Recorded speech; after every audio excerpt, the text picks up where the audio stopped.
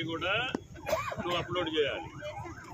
2 లక్షల పైన ఉండేవాళ్ళు మనం చెప్పేదాకా కట్టొద్దని చెప్పు. ఎప్పుడు మనం డబ్బులు రాగానే కట్టమంటే ఆ రోజు వాళ్ళకి అకౌంట్లో వేస్తాం. లేదా ఇప్పుడే కట్టి నేను కట్టి 10 రోజులు అవుతుంది నాకు వేయలేదు మరి మమ్మల్ని తిడతారు.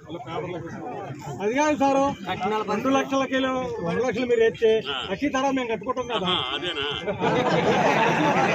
దానివల్ల అర్థం ఏంటంటే రెగ్యులరైజ్ కాదు, కొత్త లోన్ ఇవ్వడు. ఆడు 2 లక్షలు జమ చేసుకొని నా మట్టికి జమ చేసుకొని నీకు చూపిస్తాడు, బ్యాంక్ వాడు ఇవ్వడు. నాకేంటంటే మీ కుటుంబం అప్పు ఉండవద్దు. నీకు 3 లక్షలు వద్దనుకో, నేను 2 లక్షలు వేసే రోజు నీకు చెప్తా, ఆ లక్ష కట్టు. 3 లక్షలు కాదు 3.5 లక్షలు తీసుకో తెల్లారి. నువ్వు ఎంత కడితే అంత ఇవ్వమని చెప్తున్నాను. అర్థమైందా?